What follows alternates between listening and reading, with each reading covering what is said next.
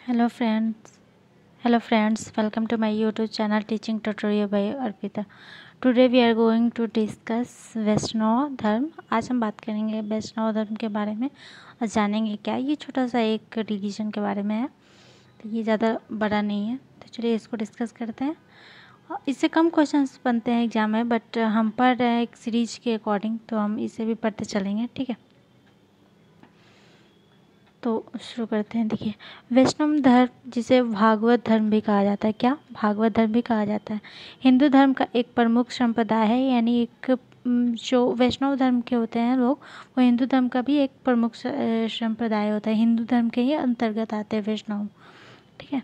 जो भगवान विष्णु और उनके विभिन्न अवतारों जैसे राम और कृष्ण की पूजा करते हैं। जो वैष्णव संप्रदाय के लोग होते हैं वो हिंदू धर्म के अंतर्गत ही आते हैं। वो विष्णु यानी भगवान विष्णु और उनके जो भी अवतार हैं उनकी पूजा करते हैं, जैसे राम हो गए, कृष्ण हो गए, तो इनकी पूजा वो लोग करते हैं। यह धर्म भक्ति पर जोर देता है। भगवान विष्णु को सर्वोच्च देवता मानते हैं। जो वैष्णव धर्म के लोग हैं वो भगवान विष्णु को सर्वोच्च देवता मानते हैं। क्या मानते हैं? सर्वोच्च देवता। कौन लोग? वैष्णव धर्म के लोग, ठीक है। वैष्णव धर्म का उद्भव मौर्योत्तर काल यानी जो चंद्रगुप्त मौर्य का काल है, गुप्ता डायनेस्टी, उस टाइम में बहुत ज़्यादा विस्तार हुआ उसका। उन लोगों ने मौर्य काल में जितने भी शासक थे उन्होंने इस धर्म का बहुत विस्तार किया, ठीक है। इस धर्म में विषय में प्रारंभिक जानकारी उपनिषद से मिलती है। उपनिषद से इस धर्म के बारे में जानकारी मिलती है। देखिए, उपनिषद के बारे में पिछले हमने पढ़ा था, जो जैन धर्म और बौद्धिज्म और वैदिक काल, इसमें भी हमने थोड़ा बहुत उपनिषद के बारे में पढ़ा था, ठीक है। उपनिषद को वेदांग भी कहा जाता है, और वेदांग का मतलब होता है यानी वेद का अंतिम अंग, ठीक है, मतलब लास्ट स्टेज है वेद का, ठीक है। तो ये सब वेद जो हम लोग पिछले वीडियोस में पढ़े थे, अगर आपने नहीं देखा होगा तो वो वीडियो देख लीजिएगा, चैनल पे ही है। अब उपनिषद का शाब्दिक अर्थ भी जान लेते हैं। देखिए, उप यानी ये छोटा वाला उप ही समझिएगा, ठीक है, ये वाला उप, ठीक है। उपनिषद यानी ये वाला उप का मतलब होता है समीप यानी क्लोज, नज़दीक, ठीक है। नी का मतलब होता है निष्ठापूर्वक, यानी उसके मतलब किसी के प्रति निष्ठा यानी एकदम सदैव भाव से उसके प्रति समर्पित होना, ठीक है। यानी बिना किसी स्वार्थ, निष्ठा भाव से बोलते हैं ना, निष्ठापूर्वक। सद मतलब बैठना, ठीक है। तो समीप मतलब किसके समीप, यानी जो वेद हम लोग किस लिए पढ़ते हैं, भगवान के बारे में जानने, अपने ईश्वर के बारे में जानने के लिए हिंदू धर्म में वेद की व्याख्या होती है, उनके अनुष्ठानों के बारे में। तो उनके समीप यानी एक वेद, एक मंत्र, एक जरिया है, ग्रंथ है जो हमें भगवान के नज़दीक ले जाता है, ठीक है। वैष्णव धर्म के संस्थापक कृष्ण हैं, यानी कृष्ण जो है विष्णु के अवतार ही हैं। कृष्ण थे। छांदोग्य उपनिषद, देखिए उपनिषद 6 टाइप का होता है, ठीक है, 6। तो उसमें एक छांदोग्य उपनिषद भी होता है। छांदोग्य उपनिषद से ही श्री कृष्ण का पहला उल्लेख मिलता है। अगर किसी एग्जाम में पूछे कि श्री कृष्ण का पहला उल्लेख कहाँ मिलता है, तो छांदोग्य उपनिषद से। कहाँ, किससे मिलता है? छांदोग्य उपनिषद से, ठीक है। इन्हें देवकी पुत्र यानी श्री कृष्ण को क्या देवकी पुत्र भी कहा जाता है। आप लोगों को पता है कि कृष्ण जो है, कृष्ण भगवान, वो देवकी और वासुदेव जी के पुत्र हैं और अंगिस के इसके शिष्य हैं, ठीक है। जितने भी हाइलाइट्स पॉइंट है ये सब इम्पोर्टेंट है, आप लोग नोट डाउन कर लीजिएगा या फिर आप स्क्रीनशॉट लेते चलिएगा। वासुदेव कृष्ण का सबसे प्रारंभिक अभिलेख का उल्लेख वेशनगर स्तंभ में पाया गया है, ठीक है। विष्णुनगर जगह में स्तंभ है, वहाँ पे इनका फर्स्ट वासुदेव कृष्ण का पहला जो उल्लेख है यहीं विष्णुनगर स्तंभ में पाया गया, ठीक है। भागवत धर्म में सूर्य पूजा का उल्लेख है, यानी इस धर्म में भागवत धर्म यानी वैष्णव धर्म, ठीक है, इसमें सूर्य पूजा यानी भगवान सूर्य की पूजा का भी उल्लेख है। धर्म का सिद्धांत श्रीमद् भागवत गीता में निहित है, यानी इस धर्म में जो भी सिद्धांत है, ठीक है, तो इस किस में मिला है इन्हें? श्रीमद् भागवत गीता, ठीक है। भागवत गीता किसके द्वारा लिखा गया है? कृष्ण के द्वारा, ठीक है। कृष्ण ने उसमें बहुत सारे उपदेश दिए हैं भागवत गीता में, ठीक है। गीता में जन्म, कर्म और भक्ति का मोक्ष के साधन के रूप में समान महत्व दिया गया है। देखिए, गीता में ये भी कहा गया है कि कर्म करते रहना चाहिए, बिना फल की चिंता का कर्म करते रहना चाहिए।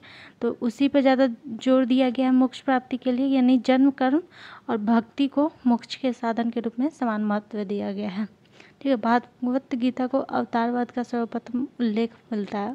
भागवत गीता में अवतारवाद यानी अवतार यानी रूप समझ सकते हैं कि भगवान विष्णु के 10 अवतार हुए थे, तो अवतारवाद का भी मतलब इस भागवत गीता में ही उनके अवतार का भी उल्लेख किया गया है कि भगवान विष्णु ने कितने अवतार कब कब किसके लिए लिए हैं। ठीक है, ये सब के बारे में भागवत गीता में प्रदान किया गया है, इस सब के बारे में बताया गया है। तो भगवान विष्णु है उनको नारायण के नाम से भी जानते हैं, आप लोग पता है भगवान विष्णु को नारायण के नाम से भी जाना जाता है। विष्णु के अवतारों की संख्या 24 है। देखिए क्या होता है, मेनली जो होता है भगवान के जो 10 प्रमुख अवतार है, ठीक है, लेकिन 24 टोटल है, लेकिन 24 उतना पूछा नहीं जाता है, उतना उसका बहुत कम ही पुस्तकों में उनका उल्लेख भी है। लेकिन मतलब से हम लोग जो मेनली जो पढ़ते भी हैं और जो हमारे लिए ज़रूरी भी है वो 10 अवतार ही हैं, ठीक है, जिसमें से अभी तक 9 अवतार का ही हुआ है उत्पत्ति। 10वां अवतार भविष्य में होगा, ठीक है, कलयुग के अंत में होगा। तो अभी 10वां अवतार हुआ नहीं है, लेकिन होगा, ये निश्चित है कि होगा। तो इसमें मत्स्य पुराण के अकॉर्डिंग इस कभी कभी एग्जाम में पूछ सकता है कि किस पुराण के अकॉर्डिंग भगवान विष्णु के 10 अवतार का उल्लेख मिलता है, ठीक है, तो किसके अकॉर्डिंग, मत्स्य पुराण के। ये इंपॉर्टेंट है, याद रखिएगा आप लोग। मत्स्य पुराण के अकॉर्डिंग भगवान विष्णु के 10 अवतारों का उल्लेख मिलता है, ठीक है। अब उनके जो मुख्य 10 अवतार हैं वो कौन कौन से, तो देखिए पहला हुआ है उनका मत्स्य यानी मछली, ठीक है, ये जल प्रलय से मनु और वेदों को बचाने के लिए हुआ था। इस अवतार का जन्म कब हुआ था, जब मनु यानी मनुष्य के पहले जो इन्हीं से मनुष्यों की उत्पत्ति हुई है, मनु और वेदों को बचाने के लिए जल प्रलय में जब हुआ था, तब इसको बचाने के लिए भगवान विष्णु ने मत्स्य का अवतार लिया था, ठीक है। नेक्स्ट है जिसको कूर्म बोला जाता है यानी कछुआ। देखिए जब समुद्र मंथन हो रहा था, जब समुद्र से सारी चीज़ें निकल रही थी, उसमें भी एक अमृत और विष निकला था, जिसको विष को भगवान शिव शंभु ने ग्रहण किया था, ठीक है। तो क्या हुआ था कि जब समुद्र मंथन चल रहा था, तो समुद्र मंथन में जो क्या होता है, पर्वत को किसी चीज़ पर रखा जाएगा ना फिसलने से बचाने के लिए, तो वो भगवान उस समय कछुआ अवतार लिए थे, ठीक है, उसी के ऊपर पर्वत रखकर और समुद्र मंथन हुआ था, तो भगवान ने कछुआ का अवतार लिया था, ठीक है। यह इनका दूसरा अवतार है। कुबर पर संभाला था, अपने मंदरांचल पर्वत को अपने कुबर पर संभाला, ठीक है। तीसरा अवतार हुआ था उनका वरा अवतार, ठीक है, जिसको सुअर भी बोलते हैं। ये ब्रह्मा के नासिका से उत्पन्न हुआ है, इस अवतार को उत्पत्ति हुई थी।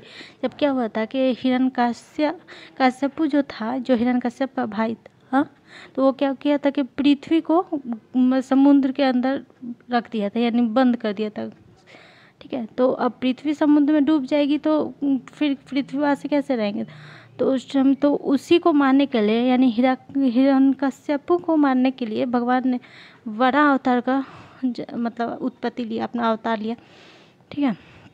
ये अभी महाअवतार नरसिम्हा भी मूवी जो आई है, उस मूवी में भी दिखाया गया है इस अवतार के बारे में, ठीक है। उसके बाद से नरसिंह अवतार का जन्म हुआ, जिसको नरसिम्हा भी बोला जाता है। तो इसमें आधा शरीर आदमी का है, आधा शेर का है, ठीक है। तो ये आप सभी को पता है कि भगवान जो भक्त प्रहलाद हैं, उनके पिता हिरण्यकश्यप को मतलब मारने के लिए अपना अवतार लिया था, ठीक है। ये इस पर एक मूवी भी आई है अभी फ़िलहाल। जो 5वां अवतार है वो वामन अवतार है, ठीक है। 5वां अवतार कौन सा है, वामन अवतार है, जिसमें भगवान जो है छोटे यानी बौने कद के ब्राह्मण का रूप लिए हैं। जो राजा बलि हैं, उनसे 3 पग धरती की दान में मांगी है, ठीक है। राजा बलि वो सुग्रीव वाले बलि नहीं है, सुग्रीव जो है वो किष्किंधा कांड के वानर हैं, ठीक है, वो राजा वानर राजा के हैं। लेकिन ये बलि ये प्रहलाद के ही वंशज में आते हैं। ये जो राजा बलि है बहुत बड़ा दानी थे, लेकिन इनको अहंकार हो गया था, ठीक है। तो इनके अहंकार को कम करने के लिए भगवान विष्णु ने वामन अवतार लिया था, जो मतलब छोटे ब्राह्मण का रूप लिए थे, और 3 पग में ही पूरे पृथ्वी स्वर्ग सब मतलब पूरे विश्व सब कुछ सारे तीनों लोग को जीत लिया था, ठीक है। तो ये राजा बलि आप लोग मत समझिएगा कि सुग्रीव के भाई राजा बलि नहीं, वो किष्किंधा के, वो रामायण के पाठ है, ठीक है। अब उसके बाद से किसका जन्म हुआ, परशुराम का, ठीक है। 6वां अवतार है प्रभु का, विष्णु का परशुराम होता है, जिसमें क्या हुआ कि जिसमें भगवान ने 21 बार क्षत्रियों का नाश किया था, यानी इसमें क्षत्रियों का जो संहार बहुत ज़्यादा हो गया था, उनको मारने के लिए इस भगवान परशुराम विष्णु के ही अवतार माने जाते हैं। ठीक है, उसके बाद से आप सभी को पता है परशुराम जी के बाद से श्री राम जी का अवतार हुआ। ठीक है, रामायण के नायक यानी पुरुषोत्तम जिन्होंने रावण का वध किया था वो श्री राम जी ही हैं। ठीक है, तो इनका भगवान विष्णु के 7वें अवतार है वो। देखिए 8वें अवतार कृष्ण है। कहीं कहीं कृष्ण को नहीं देकर किसी किसी पुस्तक में बलराम देते हैं। ठीक है, बलराम भी दिया जाता है क्योंकि माना जाता है कि भगवान जो कृष्ण है वो साक्षात विष्णु ही है। ठीक है, तो उनको कोई अवतार में ना कंसीडर करके बलराम मानते हैं। ठीक है, तो ये किसी किसी पुस्तक में दिया जाता है, लेकिन मोस्टली हर जगह आप देखेंगे तो भगवान कृष्ण को ही उनका अवतार माना जाता है। लेकिन कुछ लोग का मान्यता है कि भगवान कृष्ण स्वयं साक्षात विष्णु है। ठीक है, तो वो अपने ही आपको अवतार में उस नाम से ना लेकर बलराम को मानते हैं। लेकिन कहीं कहीं बलराम को शेष, आप सभी को पता है, हमें भी पता है, हमने भी पढ़ा है अपने, तो उसमें बलराम को शेष यानी शेषनाग जो है उनका रूप माना समझा जाता है और लक्ष्मण जी को शेष ही अवतार समझा जाता है। तो ठीक है, आप लोग मेनली कृष्ण भगवान को ही मान के चलिएगा क्योंकि एक दो पुस्तक में आने से कोई फ़र्क नहीं पड़ता है। ठीक है, तो आप सभी को पता है कि महाभारत के जो नायक है यानी महाभारत यानी श्रीमद् भागवत में भी जो जिसने उपदेश दिया किसने दिया है? श्री कृष्ण ने दिया है। महाभारत जैसे इतना बड़ा बड़ा युद्ध को किसने मतलब उसमें साथ दिया पांडवों का? तो भगवान श्री कृष्ण ही दिया था। ठीक है, तो उनके 8वें अवतार है भगवान श्री कृष्ण। भगवान श्री कृष्ण का 9th यानी 9 नंबर वाला अवतार है भगवान बुद्ध, जो सृष्टि को बचाने के लिए एक संत के रूप में प्रकट हुए। आप लोगों ने बुद्धिज़्म के बारे में मैंने पिछले वीडियो में देखा ये होगा, बताया है कि उसमें कैसे बुद्धिज़्म में, आप लोग अगर नहीं देखे होंगे तो आप पिछले वीडियो को देख सकते हैं। ठीक है, 10वां अवतार जो कल्कि अवतार बोलते हैं, ये भगवान विष्णु का 10वां अवतार होगा, लेकिन ये अभी हुआ नहीं है, ये आगे भविष्य में होगा। ठीक है, जब कलयुग अपने अंतिम चरण सीमा पर होगा, जो 4.5 लाख यानी 4,32,000 समथिंग कुछ आयु है कलयुग की, जिसमें सभी 5,500 समथिंग ही बीता है वर्ष। तो इतने जब कलयुग एकदम अपने अंतिम चरण पे होगा, तब भगवान जो है विष्णु वो अपने कल के अवतार में उत्पन्न लेंगे और दुष्टों को संहार करेंगे। ठीक है, तो जो 10वां अवतार है कल के अवतार अभी तक अवतरित नहीं हुए हैं, कलयुग के अंत में आएंगे। इन 10 अवतारों के अलावा विष्णु के 14 और अवतार माने जाते हैं, जिन्हें मिलाकर कुल 24 अवतार होते हैं। ठीक है, और 24 अवतार होते हैं जिससे मिलाकर, और 14 अवतार होते हैं जिससे मिलाकर 24 अवतार होते हैं। ठीक है, भागवत पुराण के अनुसार वासुदेव कृष्ण की पूजा सबसे पहले भागवत संप्रदाय ने की थी। ठीक है, वासुदेव कृष्ण यानी कृष्ण भगवान की पूजा किसने की थी? भागवत संप्रदाय यानी वैष्णव धर्म के लोग ही की है। ठीक है, मेगास्थनी जो विदेशी यात्री था जो भारत आया था, श्री कृष्ण को हेराक्लिस कहा था। ये बहुत इंपॉर्टेंट है, किसी एग्जाम में भी पूछ सकते हैं हेराक्लिस। देखिए हेराक्लिस क्या होता है ना, कि ग्रीक में एक जैसे एक संप्रदाय होता है, ग्रीक संप्रदाय, तो ग्रीक के लोग अपने हेराक्लिस को मानते हैं। जैसे कैसे भारत में श्री कृष्ण ने बहुत सारे दुष्ट लोगों को संहार किया, उनका जो भी है अपने अवतारों से संहार किया, तो वैसे ही हेराक्लिस ग्रीक में कृष्ण के ही मुताबिक उन्होंने वहाँ पे काम किया।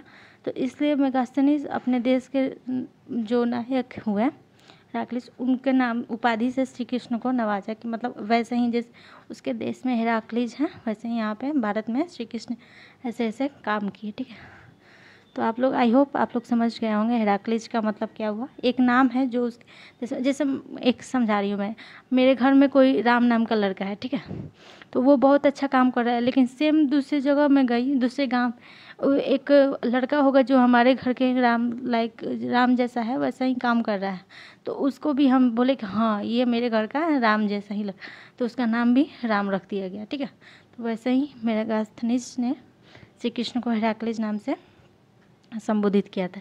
ठीक है, दक्षिण भारत में भागवत धर्म को अलवार या अलवार नाम से जाना जाता है। ठीक है, और गुप्त शासकों यानी जो गुप्ता डायनेस्टी आई उस टाइम इस धर्म का बहुत ज़्यादा विकास हुआ। बहुत ज़्यादा विकास किस समय हुआ? गुप्ता डायनेस्टी यानी गुप्त शासकों ने इस धर्म का सर्वाधिक विकास हुआ। आई होप आज का वीडियो आप लोगों को अच्छा लगा होगा, और ये धर्म छोटा सा ही है, ज़्यादा नहीं है, और अब जो भी श्री कृष्ण अवतार लिए हैं यानी विष्णु धर्म के जितने भी अवतार हुए हैं आप लोगों को समझ में आया होगा। और इससे एग्ज़ाम्स में बनते भी है, और ये हमारे जो ग्रंथ है इसके बारे में थोड़ा बहुत हमें नॉलेज होना भी चाहिए, ठीक है। तो इससे पॉइंट ऑफ व्यू से भी ये इम्पोर्टेंट बन जाता है ये सारी बातें। आई होप आप लोग को जो बताया गया है वो समझ में आया होगा। अगर आया होगा तो आप लोग कमेंट कर दीजिएगा कि हाँ कैसा लगा आप लोगों को वीडियो आज का। मिलेंगे एक नेक्स्ट वीडियो में, अच्छा टॉपिक होगा। अगर आपको किसी और टॉपिक पे भी वीडियो चाहिए तो आप लोग कमेंट करके बता सकते हैं। चलिए तब तक मिलते हैं नेक्स्ट वीडियो में। बाय, जय हिंद।